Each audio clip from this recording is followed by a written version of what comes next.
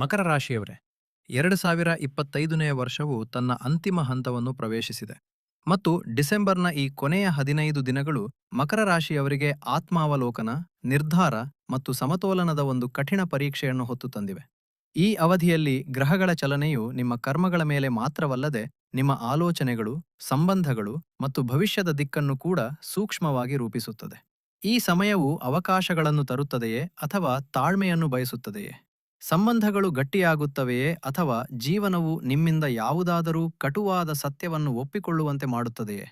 ಇಂದಿನ ಈ ವಿಶ್ಲೇಷಣೆಯಲ್ಲಿ ನಾವು ಡಿಸೆಂಬರ್ 15ರಿಂದ ಡಿಸೆಂಬರ್ 31, 2025ರವರೆಗೆ ಮಕರ ರಾಶಿಯವರ ವೃತ್ತಿ, ಹಣ, ಪ್ರೀತಿ, ಆರೋಗ್ಯ ಮತ್ತು ಮಾನಸಿಕ ಸಮತೋಲನದ ಪ್ರತಿಯೊಂದು ಅಂಶವನ್ನು ಆಳವಾಗಿ ಅರ್ಥಮಾಡಿಕೊಳ್ಳೋಣ.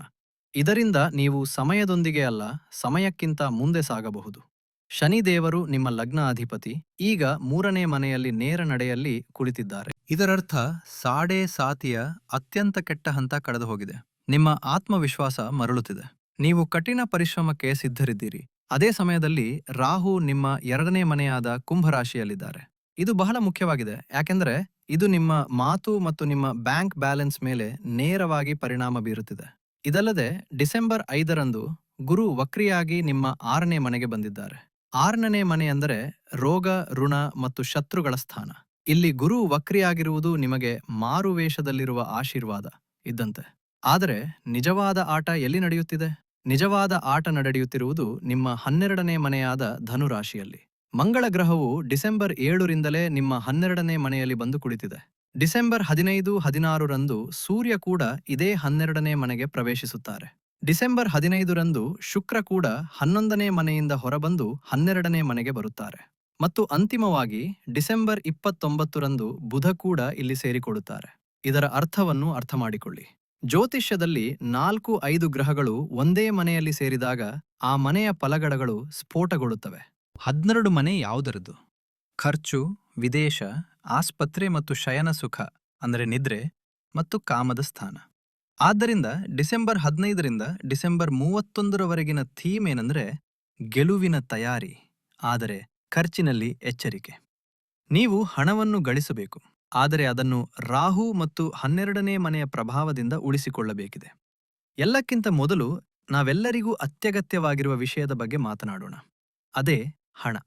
ಮಕರ ರಾಶಿಯವರೇ, ಇಲ್ಲಿ ಒಂದು ಕುತೂಹಲಕಾರಿ ವಿರೋಧಾಭಾಸ ಉಂಟಾಗುತ್ತಿದೆ. ಡಿಸೆಂಬರ್ 15ರಿಂದ ಡಿಸೆಂಬರ್ 20ರವರೆಗಿನ ಸಮಯವು ನಿಮಗೆ ಗೋಲ್ಡನ್ ವಿಂಡೋ ಆಗಿದೆ. ಆರಂಭದ 5 ದಿನಗಳು ಬುಧ ಮತ್ತು ಶುಕ್ರ ನಿಮ್ಮ 11ನೇ ಮನೆಯಲ್ಲಿ ಸಂಯೋಜನೆಗೊಳ್ಳುತ್ತಿದ್ದಾರೆ. ಇದನ್ನು ಜ್ಯೋತಿಷ್ಯದಲ್ಲಿ ಲಕ್ಷ್ಮೀನಾರಾಯಣ ಯೋಗ ಎಂದು ಕರೆಯಲಾಗುತ್ತದೆ. 11ನೇ ಮನೆ ಲಾಭದ ಸ್ಥಾನವಾಗಿದೆ. ಈ ಸಮಯದಲ್ಲಿ ನಿಮ್ಮ ಆದಾಯದ ಹರಿವು ತುಂಬ ವೇಗವಾಗಿರುತ್ತದೆ.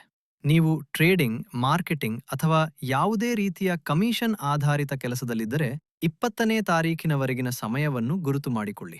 ಇದು ಹಣ ಗಳಿಸಲು ಅತ್ಯುತ್ತಮ ಸಮಯ. ನಿಂತು ಹೋದ ಹಣ ಮರಳಿ ಬರುವ ಸಂಪೂರ್ಣ ಯೋಗವಿದೆ. ಆದರೆ ಡಿಸೆಂಬರ್ 15ರಂದು ಶುಕ್ರ 12ನೇ ಮನೆಗೆ ಹೋದ ತಕ್ಷಣ ಕಥೆ ಬದಲಾಗುತ್ತದೆ. ಇಲ್ಲಿ ನಾನು ನಿಮಗೆ ಒಂದು ದೊಡ್ಡ ಎಚ್ಚರಿಕೆಯನ್ನು ನೀಡಲು ಬಯಸುತ್ತೇನೆ. ಇದನ್ನು ನಾನು ದ ಟ್ರ್ಯಾಪ್ ಆಫ್ ಡಿಸೆಂಬರ್ 2025 ಎಂದು ಹೆಸರಿಸಿದ್ದೇನೆ. ಈ ಸಮಯದಲ್ಲಿ ನಿಮ್ಮ ಸಂಬಳ ಹೆಚ್ಚಾಗುವ, ಬಡ್ತಿ ಸಿಗುವ ಅಥವಾ ಬೋನಸ್ ಸಿಗುವ ಸಾಧ್ಯತೆ ಇದೆ. ಆದರೆ ಹಣ ಬಂದ ತಕ್ಷಣ ರಾಹು 2ನೇ ಮನೆಯಲ್ಲಿ ಮತ್ತು 12ನೇ ಮನೆಯ ಗ್ರಹಗಳು ಅದನ್ನು ನಿಮ್ಮಿಂದ ಖರ್ಚು ಮಾಡಿಸಲು ಸಿದ್ಧವಾಗಿ ಕುಳಿತಿವೆ. ಖರ್ಚು ಎಲ್ಲಿ ಆಗುತ್ತದೆ? ಎಲೆಕ್ಟ್ರಾನಿಕ್ ಗ್ಯಾಜೆಟ್ಗಳ ಹಾಳಾಗುವಿಕೆ, ಮನೆಯ ನವೀಕರಣ ಅಥವಾ ಜಿಮ್ ಸೇರುವುದು, ಹೊಸ ವಾಹನ ಖರೀದಿಯಂತಹ ಲೈಫ್ ಸ್ಟೈಲ್ ಅಪ್ಗ್ರೇಡ್ ಮೇಲೆ ಖರ್ಚಾಗಬಹುದು ಎಂದು ಗ್ರಹಗಳ ದತ್ತಾಂಶ ಹೇಳುತ್ತದೆ. ಹೂಡಿಕೆಯ ವಿಷಯಕ್ಕೆ ಬಂದರೆ ಡಿಸೆಂಬರ್ 21ರಿಂದ ಡಿಸೆಂಬರ್ 31ರ ನಡುವೆ ಷೇರು ಮಾರುಕಟ್ಟೆ ಅಥವಾ ಜೂಜಿನಲ್ಲಿ ದೊಡ್ಡ ಮೊತ್ತದ ಹಣವನ್ನು ಹಾಕಬೇಡಿ. ರಾಹುವಿನ ದೃಷ್ಟಿ ಮತ್ತು 12ನೇ ಮನೆಯ ಸೂರ್ಯ ನಷ್ಟವನ್ನು ಉಂಟುಮಾಡಬಹುದು. ಮತ್ತು ಒಂದು ವಿಶೇಷ ಸಲಹೆ, ನಿಮ್ಮ ಸಂಬಳ ಹೆಚ್ಚಾದರೆ ದಯವಿಟ್ಟು ಈ ಸಮಯದಲ್ಲಿ ಹೊಸ ಸಾಲವನ್ನು, ಅದು ಗೃಹ ಸಾಲವಾಗಿರಲಿ ಅಥವಾ ವಾಹನ ಸಾಲವಾಗಿರಲಿ ತೆಗೆದುಕೊಳ್ಳಬೇಡಿ.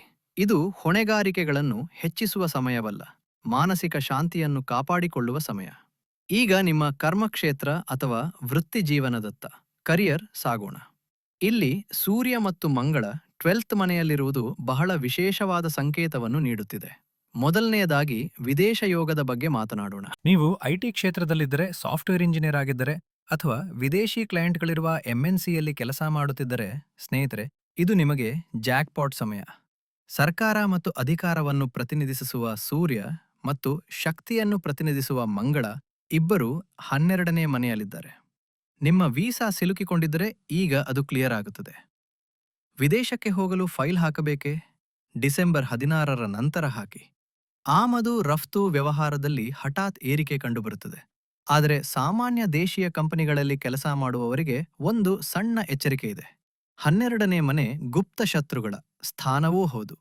ಡಿಸೆಂಬರ್ 16ರ ನಂತರ ಆಫೀಸಿನಲ್ಲಿ ನಿಮ್ಮ ವಿರುದ್ಧ ರಾಜಕೀಯ ನಡೆಯಬಹುದು. ಬಹುಶಃ ನಿಮ್ಮ ಸಹೋದ್ಯೋಗಿಗಳು ನಿಮ್ಮನ್ನು ಪ್ರಚೋದಿಸಲು ಪ್ರಯತ್ನಿಸಬಹುದು. ನೆನಪಿರಲಿ, ರಾಹು ನಿಮ್ಮ 2ನೇ ಮನೆ ಅಂದರೆ ವಾಕ್ ಸ್ಥಾನದಲ್ಲಿ ಕುಳಿತಿದ್ದಾನೆ. ನೀವು ಸಿಟ್ಟಿನಲ್ಲಿ ಏನನ್ನಾದರೂ ಹೇಳಿದರೆ ಗೆದ್ದ ಆಟವನ್ನು ಸೋಲುತ್ತೀರಿ. ಡಿಸೆಂಬರ್ 5ರ ನಂತರ ಮ್ಯಾನೇಜ್ಮೆಂಟ್ ಕಣ್ಣು ನಿಮ್ಮ ಮೇಲಿದೆ. ಗಾಸಿಪ್ಗಳಿಂದ ದೂರವಿರಿ ಮತ್ತು ಕೇವಲ ನಿಮ್ಮ ಕೆಲಸದ ಕಡೆ ಗಮನ ಕೊಡಿ. ನೀವು ಉದ್ಯೋಗ ಬದಲಾಯಿಸಲು ಯೋಚಿಸುತ್ತಿದ್ದರೆ 20ನೇ ತಾರೀಕಿನ ಮೊದಲು ಆಫರ್ ಬಂದರೆ ತೆಗೆದುಕೊಳ್ಳಿ. ತಿಂಗಳ ಕೊನೆಯಲ್ಲಿ ಅಂದರೆ ಡಿಸೆಂಬರ್ 29ರಿಂದ 31ರ ನಡುವೆ ರಿಸ್ಕ್ ತೆಗೆದುಕೊಳ್ಳಬೇಡಿ. ಯಾಕೆಂದರೆ ಆ ಸಮಯದಲ್ಲಿ ಬುಧ ಕೂಡ 12ನೇ ಮನೆಗೆ ಹೋಗುವುದರಿಂದ ಕಮ್ಯುನಿಕೇಷನ್ ಗ್ಯಾಪ್ ಉಂಟಾಗಬಹುದು. ಈಗ ಹೃದಯಕ್ಕೆ ಹತ್ತಿರವಾದ ವಿಷಯಕ್ಕೆ ಬರೋಣ. ಅದೇ ಸಂಬಂಧಗಳು. ಮತ್ತು ನಿಜ ಹೇಳಬೇಕೆಂದರೆ ಮಕರ ರಾಶಿಯವರೇ, ಇದು ಈ 15 ದಿನಗಳ ಅತ್ಯಂತ ಸೂಕ್ಷ್ಮ ಭಾಗವಾಗಿದೆ. ಡಿಸೆಂಬರ್ 7ರಿಂದ ಮಂಗಳ ನಿಮ್ಮ 12ನೇ ಮನೆಗೆ ಬಂದಿದ್ದಾರೆ. 12ನೇ ಮನೆಯಲ್ಲಿ ಕುಳಿತ ಮಂಗಳ ತನ್ನ 8ನೇ ದೃಷ್ಟಿಯನ್ನು ನೇರವಾಗಿ ನಿಮ್ಮ 7ನೇ ಮನೆ ಅಂದರೆ ವಿವಾಹ ಸ್ಥಾನದ ಮೇಲೆ ಬೀರುತ್ತಿದ್ದಾನೆ. ಇದನ್ನು ತಾತ್ಕಾಲಿಕ ಮಂಗಳ ದೋಷ ಎನ್ನುತ್ತಾರೆ. ಮತ್ತು ಡಿಸೆಂಬರ್ 16ನೇ ದಿನ ಅಗ್ನಿಕಾರಕ ಸೂರ್ಯ ಕೂಡ ಅವರೊಂದಿಗೆ ಸೇರಿಕೊಳ್ಳುತ್ತಾರೆ. ಇದರ ಪರಿಣಾಮವಾಗಿ ನಿಮ್ಮ ಮತ್ತು ನಿಮ್ಮ ಸಂಗಾತಿಯ ನಡುವೆ ಅಹಂನ ಘರ್ಷಣೆಗಳು ಉಂಟಾಗಬಹುದು. ಮಾತು ಚಿಕ್ಕದೇ ಇರುತ್ತದೆ, ಆದರೆ ರಾಹು ಮತ್ತು ಮಂಗಳ ಅದನ್ನು ದೊಡ್ಡದಾಗಿ ಮಾಡುತ್ತಾರೆ. ವಾದದ ಮೇಲೆ ವಾದಗಳು ನಡೆಯುವ ಸಾಧ್ಯತೆ ಇದೆ. ಅತ್ತೆ ಮಾವಂದಿರ ಕಡೆಯಿಂದಲೂ ಉದ್ವಿಗ್ನತೆ ಹೆಚ್ಚಾಗಬಹುದು. ಈ ಸಮಯದಲ್ಲಿ ನಿಮ್ಮ ಮಂತ್ರ ಮೌನವಾಗಿರಲಿ. ಡಿಸೆಂಬರ್ 15ರಿಂದ 31ರ ನಡುವೆ ನಿಮ್ಮ ಸಂಬಂಧವನ್ನು ಕೇವಲ ಉಳಿಸಿಕೊಳ್ಳಲು ಪ್ರಯತ್ನಿಸಿ. ಯಾವುದೇ ಹಳೆಯ ವಿಷಯವನ್ನು ಕೆದಕಬೇಡಿ. ಈಗ ನಾನು ವಿಶೇಷವಾಗಿ ಮನೆಯ ಆಧಾರ ಸ್ತಂಭವಾಗಿರುವ ನಮ್ಮ ತಾಯಂದಿರು ಮತ್ತು ಸಹೋದರಿಯರ ಬಗ್ಗೆ ಮಾತನಾಡಲು ಬಯಸುತ್ತೇನೆ. ಅಂದರೆ ಮಕರ ರಾಶಿಯ ಗೃಹಿಣಿಯರು. ಮಕರ ರಾಶಿಯ ಮಹಿಳೆಯರು ಸಾಮಾನ್ಯವಾಗಿ ತುಂಬ ಮೆಹನತಿ ಮತ್ತು ಶಿಸ್ತಿನಿಂದ ಇರುತ್ತಾರೆ. ನಿಮಗೆ ಈ 15 ದಿನಗಳು 2 ವಿಭಿನ್ನ ಬಣ್ಣಗಳನ್ನು ತರುತ್ತಿವೆ. ಮೊದಲಿಗೆ ಸಿಹಿ ಸುದ್ದಿ. ಡಿಸೆಂಬರ್ 15ರಿಂದ 20ರ ನಡುವೆ ಮಾನ ಸನ್ಮಾನ ವೃದ್ಧಿಯಾಗುತ್ತದೆ. ಈ ಸಮಯದಲ್ಲಿ ಸಮಾಜದಲ್ಲಿ ಅಥವಾ ಸಂಬಂಧಿಕರ ನಡುವೆ ನಿಮ್ಮ ಗೌರವ ಹೆಚ್ಚಾಗುತ್ತದೆ. ನೀವು ಯಾವುದಾದರೂ ಕಿಟ್ಟಿ ಪಾರ್ಟಿ ಅಥವಾ ಸಾಮಾಜಿಕ ಸಮಾರಂಭದಲ್ಲಿ ಭಾಗವಹಿಸಿದರೆ ಅಲ್ಲಿ ನೀವು ಆಕರ್ಷಣೆಯ ಕೇಂದ್ರಬಿಂದುವಾಗಿರುತ್ತೀರಿ. ಜನರು ನಿಮ್ಮ ನಿರ್ವಹಣಾ ಕೌಶಲ್ಯವನ್ನು ಹೊಗಳುತ್ತಾರೆ. ಇದು ನಿಮ್ಮನ್ನು ನೀವು ಆರೈಕೆ ಮಾಡಿಕೊಳ್ಳುವ ಸಮಯ. ಆದರೆ ದತ್ತಾಂಶವು ಒಂದು ಎಚ್ಚರಿಕೆಯನ್ನೂ ನೀಡುತ್ತಿದೆ. ರಾಹು 2ನೇ ಮನೆಯಲ್ಲಿ ಮತ್ತು ಮಂಗಳ 12ನೇ ಮನೆಯಲ್ಲಿರುವುದರಿಂದ ಅತ್ತೆ ಮತ್ತು ಸೊಸೆಯ ನಡುವೆ ಜಗಳ ಅಥವಾ ತಪ್ಪು ತಿಳುವಳಿಕೆಗಳು ಹೆಚ್ಚಾಗಬಹುದು. ಯಾವುದೋ ಹಳೆಯ ವಿಷಯ ಹೊರಬಂದು ಮನೆಯ ವಾತಾವರಣ ಸ್ವಲ್ಪ ಉದ್ವಿಗ್ನವಾಗಬಹುದು. ಮಕ್ಕಳೊಂದಿಗೂ ಸಿಹಿ ಕಹಿ ಸಂಬಂಧವಿರುತ್ತದೆ. ನೀವು ಅವರ ಒಳಿತಿಗಾಗಿ ಕಠಿಣವಾಗಿ ವರ್ತಿಸುವಿರಿ, ಆದರೆ ಅವರು ಅದನ್ನು ನಿಮ್ಮ ಅಡ್ಡಿ ಆತಂಕ ಎಂದು ಭಾವಿಸುತ್ತಾರೆ. ನನ್ನ ಸಲಹೆ ಏನಂದ್ರೆ, ಡಿಸೆಂಬರ್ 20ರ ನಂತರ ಮನೆಯ ಸಣ್ಣ ಪುಟ್ಟ ಜಗಳಗಳನ್ನು ದೊಡ್ಡದು ಮಾಡಬೇಡಿ. ನಿಮ್ಮ ಮಾತಿನಲ್ಲಿ ಮಾಧುರ್ಯವಿರಲಿ. ಮತ್ತು ಹೌದು, 12ನೆಯ ಮನೆಯಲ್ಲಿ ಅನೇಕ ಗ್ರಹಗಳು ಸೇರುತ್ತಿರುವುದರಿಂದ ನಿಮ್ಮ ಮೇಲೆ ಮನೆಯ ಕೆಲಸದ ಹೊರೆ ಹಠಾತ್ತನೆ ಹೆಚ್ಚಾಗಬಹುದು. ಮನೆಗೆ ನೆಂಟರು ಬರಬಹುದು ಅಥವಾ ನವೀಕರಣ ಕಾರ್ಯ ಪ್ರಾರಂಭವಾಗಬಹುದು. ನೀವೆಲ್ಲರಿಗಾಗಿಯೂ ಕೆಲಸ ಮಾಡುತ್ತಿದ್ದೀರಿ, ಆದರೆ ಯಾರೂ ನಿಮಗೆ ಧನ್ಯವಾದ ಹೇಳುತ್ತಿಲ್ಲ ಎಂದು ನಿಮಗೆ ಅನಿಸಬಹುದು. ಕೆಲಸದ ಭರದಲ್ಲಿ ನಿಮ್ಮ ಕಾಲು ನೋವು ಅಥವಾ ಬೆನ್ನು ನೋವನ್ನು ನಿರ್ಲಕ್ಷಿಸಬೇಡಿ. ಸ್ವಲ್ಪ ವಿಶ್ರಾಂತಿ ತಪ್ಪದೆ ತೆಗೆದುಕೊಳ್ಳಿ. ಈಗ ನಿಮ್ಮ ಆರೋಗ್ಯ ಮತ್ತು ವಿದ್ಯಾಭ್ಯಾಸದ ಬಗ್ಗೆ ಮಾತನಾಡೋಣ. ಮಕರ ರಾಶಿಯವರೇ, 12ನೇ ಮನೆ ಸಕ್ರಿಯವಾಗಿರುವುದು ಎಂದರೆ ಎಚ್ಚರಿಕೆ ವಹಿಸದಿದ್ದರೆ ಆಸ್ಪತ್ರೆಗೆ ಅಲೆದಾಡಬೇಕಾಗಬಹುದು. ಮೊದಲ ಸಮಸ್ಯೆ ನಿದ್ರಾಹೀನತೆ. ಸೂರ್ಯ ಮತ್ತು ಮಂಗಳನ ಉಷ್ಣತೆ ನಿಮಗೆ ರಾತ್ರಿ ನಿದ್ರೆ ಮಾಡಲು ಬಿಡುವುದಿಲ್ಲ. ಅತಿಯಾದ ಆಲೋಚನೆಗಳು ಬರುತ್ತವೆ. 2ನೆಯ ಸಮಸ್ಯೆ ಮೂಳೆಗಳು ಮತ್ತು ಕಾಲುಗಳಲ್ಲಿ ಗಾಯ. ಗ್ರಹಗಳ ಸ್ಥಿತಿ ಸ್ಪಷ್ಟ ಎಚ್ಚರಿಕೆ ನೀಡುತ್ತಿದೆ. ಆಕಸ್ಮಿಕ ಮೂಳೆ ಮುಡಿತದ ಗಾಯ. ನಡೆಯುವಾಗ, ಮೆಟ್ಟಿಲು ಇಳಿಯುವಾಗ ಅಥವಾ ವಾಹನ ಚಾಲನೆ ಮಾಡುವಾಗ 200% ಗಮನವಿರಲಿ. ಕಾಲುಗಳಲ್ಲಿ ನೋವು ಅಥವಾ ಉಳುಕು ಉಂಟಾಗಬಹುದು. ಇದಲ್ಲದೆ ಗುರು 6ನೇ ಮನೆಯಲ್ಲಿ ವಕ್ರಿಯಾಗಿದ್ದಾರೆ ಮತ್ತು ಮಂಗಳ 10ರಲ್ಲಿದ್ದಾರೆ. ಮಸಾಲೆಯುಕ್ತ ಆಹಾರವು ನಿಮ್ಮ ಜೀರ್ಣಕ್ರಿಯೆಯನ್ನು ಹಾಳು ಮಾಡಬಹುದು. ಆದ್ದರಿಂದ ಆಸಿಡಿಟಿಯಿಂದ ದೂರವಿರಿ. ವಿದ್ಯಾರ್ಥಿಗಳಿಗೆ ಇದು ಮಿಶ್ರ ಸಮಯ. ಡಿಸೆಂಬರ್ 15ರಿಂದ 20ರವರೆಗೆ ಬುಧ 11ನೇ ಮನೆಯಲ್ಲಿದ್ದಾರೆ. ನಿಮ್ಮ ತರ್ಕ, ನಿಮ್ಮ ಲಾಜಿಕ್ ಶಕ್ತಿ ತುಂಬಾ ಚುರುಕಾಗಿರುತ್ತದೆ. ಯಾವುದೇ ಸ್ಪರ್ಧಾತ್ಮಕ ಪರೀಕ್ಷೆ ಇದ್ದರೆ ಯಶಸ್ಸು ಖಚಿತ. ವಿದೇಶಕ್ಕೆ ಹೋಗಿ ಓದಬೇಕೆಂದಿರುವ ವಿದ್ಯಾರ್ಥಿಗಳಿಗೆ ಇದು ವರ್ಷದ ಅತ್ಯುತ್ತಮ ಸಮಯ. ಅಪ್ಲೈ ಮಾಡಿ, ಫಲಿತಾಂಶ ಧನಾತ್ಮಕವಾಗಿರುತ್ತದೆ. ಆದರೆ ಡಿಸೆಂಬರ್ 29ರ ನಂತರ ಬುಧ 12ನೇ ಮನೆಗೆ ಹೋದಾಗ ಓದಿನಿಂದ ಮನಸ್ಸು ವಿಚಲಿತವಾಗಬಹುದು. ಸ್ನೇಹಿತರೊಂದಿಗೆ ಪಾರ್ಟಿ ಮಾಡುವಲ್ಲಿ ಅಥವಾ ಸುತ್ತಾಡುವಲ್ಲಿ ಸಮಯ ವ್ಯರ್ಥ ಮಾಡಬೇಡಿ. ಸ್ನೇಹಿತರೆ, ಈಗ ನಿಮ್ಮ ಡೈರಿಯನ್ನು ತೆಗೆದುಕೊಳ್ಳಿ. ನೀವು ವಿಶೇಷವಾಗಿ ಗಮನಹರಿಸಬೇಕಾದ ದಿನಾಂಕಗಳನ್ನು ನಾನು ಹೇಳಲಿದ್ದೇನೆ. ಇದು ನಿಮಗೆ ಒಂದು ರೋಡ್ ಮ್ಯಾಪ್ ರೀತಿಯಲ್ಲಿ ಕೆಲಸ ಮಾಡುತ್ತದೆ. ಡಿಸೆಂಬರ್ 15ರಿಂದ 20 ಇದು ಬೆಳವಣಿಗೆಯ ಹಂತ, ಗ್ರೋತ್ ಫೇಸ್. ವೃತ್ತಿ, ಹಣ ಮತ್ತು ಪ್ರೀತಿ ಈ ಮೂರಕ್ಕೂ ಈ ಸಮಯ ಅದ್ಭುತವಾಗಿದೆ. ಯಾವುದೇ ಹೊಸ ಕೆಲಸ ಪ್ರಾರಂಭಿಸಬೇಕಿದ್ದರೆ, ಡೀಲ್ ಫೈನಲ್ ಮಾಡಬೇಕಿದ್ದರೆ ಈ 5 ದಿನಗಳಲ್ಲಿ ಮಾಡಿ.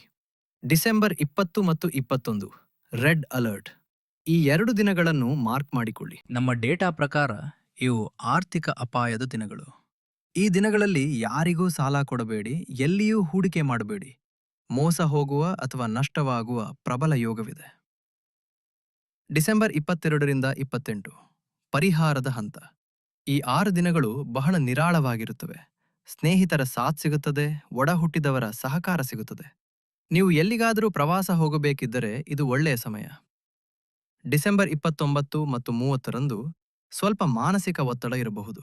ಬುಧನ ರಾಶಿ ಪರಿವರ್ತನೆಯಿಂದಾಗಿ ಈ ದಿನಗಳಲ್ಲಿ ಚಿಂತೆ ಮತ್ತು ಆತಂಕ ಹೆಚ್ಚಾಗಬಹುದು. ಯಾವುದೇ ಪ್ರಮುಖ ನಿರ್ಧಾರಗಳನ್ನು ಈ 2 ದಿನಗಳಲ್ಲಿ ತೆಗೆದುಕೊಳ್ಳಬೇಡಿ.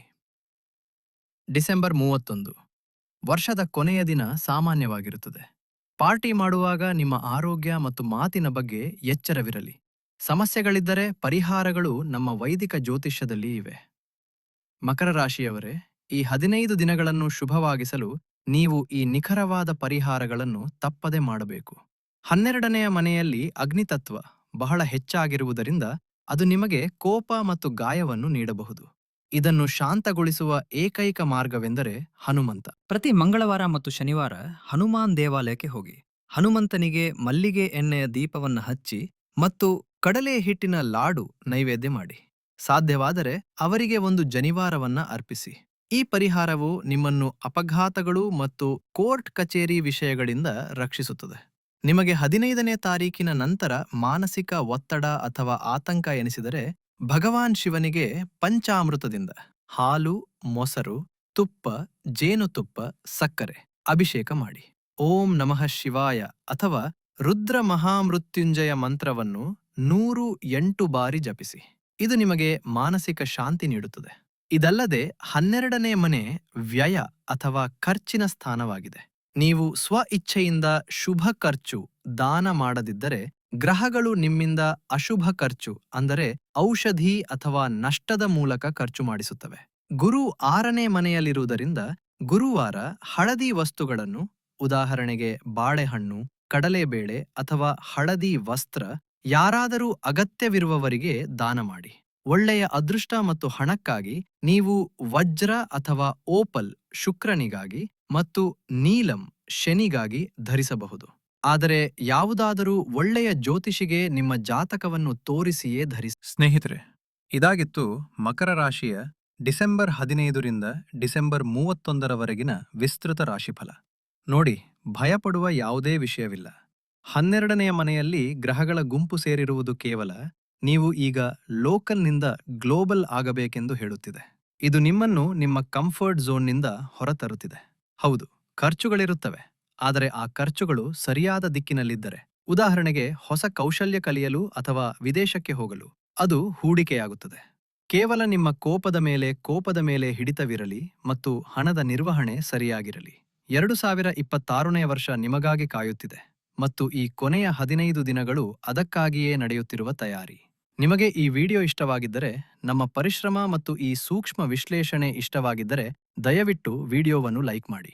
ನಿಮ್ಮ ಒಂದು ಲೈಕ್ನಿಂದ ನಮ್ಮ ಮನೋಬಲ ಹೆಚ್ಚುತ್ತದೆ. ಕಮೆಂಟ್ನಲ್ಲಿ ಜೈ ಶನಿದೇವ್ ಅಥವಾ ಹರ ಹರ ಮಹಾದೇವ್ ಎಂದು ಬರೆಯಲು ಮರೆಯಬೇಡಿ. ಮತ್ತು ನೀವು ಮೊದಲ ಬಾರಿಗೆ ನಮ್ಮ ಚಾನಲ್ಗೆ ಬಂದಿದ್ದರೆ ಸಬ್ಸ್ಕ್ರೈಬ್ ಮಾಡಿ, ಬೆಲ್ ಐಕಾನ್ ಒತ್ತಿ. ಇದರಿಂದ ಬರುವ ವರ್ಷದ ರಾಶಿಫಲವನ್ನು ನೀವು ತಪ್ಪಿಸಿಕೊಳ್ಳುವುದಿಲ್ಲ. ದೇವರು ನಿಮ್ಮೆಲ್ಲರನ್ನೂ ಆರೋಗ್ಯವಾಗಿ ಮತ್ತು ಸಮೃದ್ಧವಾಗಿ ಇರಿಸಲಿ. ಮುಂದಿನ ವಿಡಿಯೋದಲ್ಲಿ ಮತ್ತೆ ಭೇಟಿಯಾಗೋಣ. ಅಲ್ಲಿಯವರೆಗೂ ಹರ ಹರ ಮಹಾದೇವ್.